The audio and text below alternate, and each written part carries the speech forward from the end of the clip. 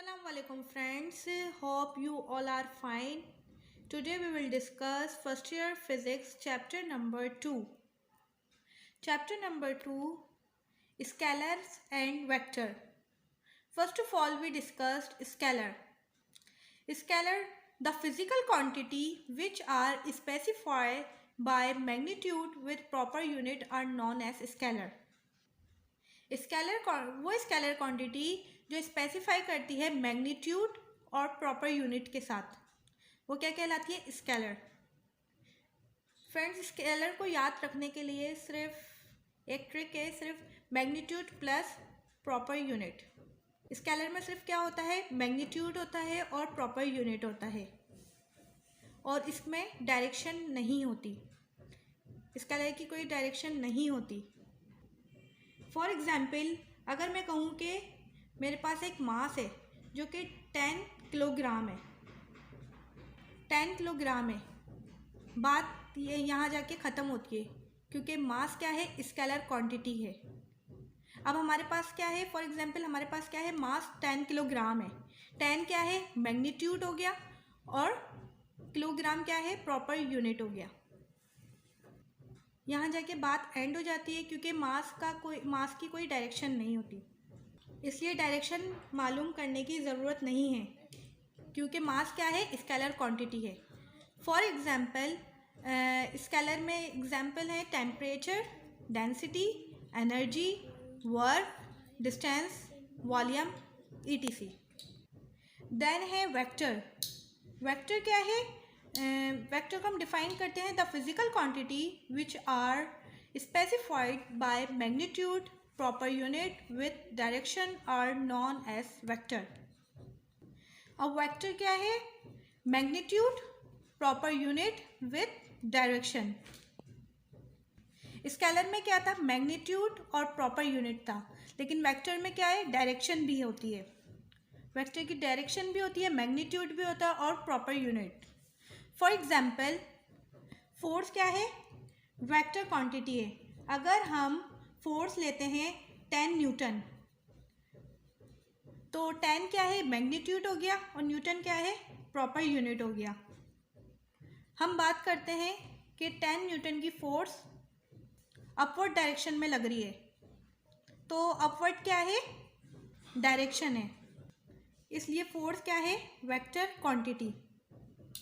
Vector के example है displacement, electric field strength, velocity, acceleration, force, moment of force, etc. For example हम ए, जिसके ऊपर क्या है? एरो. एरो क्या शो कर रहा है? डायरेक्शन. और ए क्या है? मैग्नीट्यूड. तो ए के ऊपर जो एरो है ये रिप्रेजेंट कर रहा है मैग्नीट्यूड प्लस डायरेक्शन. अब सिंपल ए क्या रिप्रेजेंट कर रहा है? मैग्नीट्यूड. अगर हम सिर्फ एरो ना हटाएं और मूड लगा दें, तो mood off vector only represent करता है मैग्नीट्यूड को.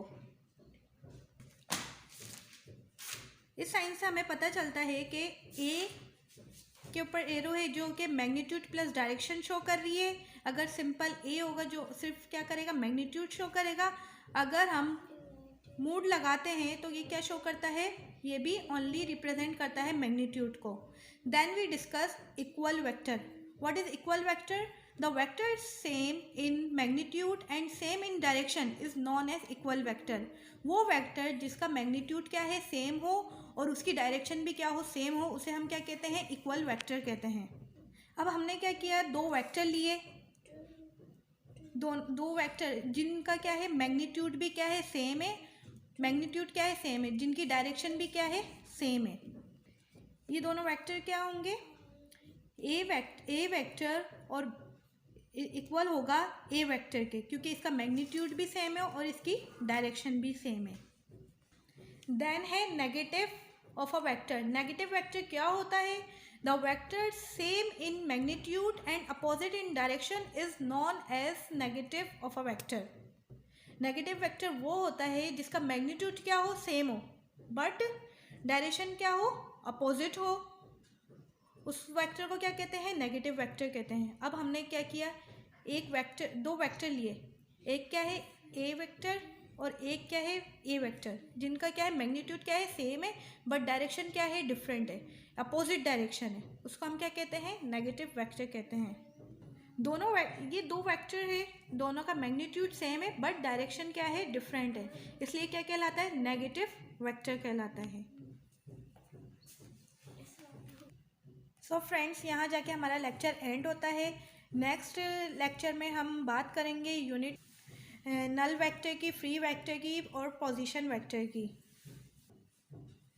आज तक के लिए इतना ही। सो फ्रेंड, अगर आपको मेरा लेक्चर समझ आया है, पसंद आया तो मेरी वीडियो को शेयर करें, मेरे चैनल को सब्सक्राइब करें, मेरी वीडियो को लाइक करें और मुझे कमेंट करके बताएं मेरा लेक्चर आपको कैसा लगा।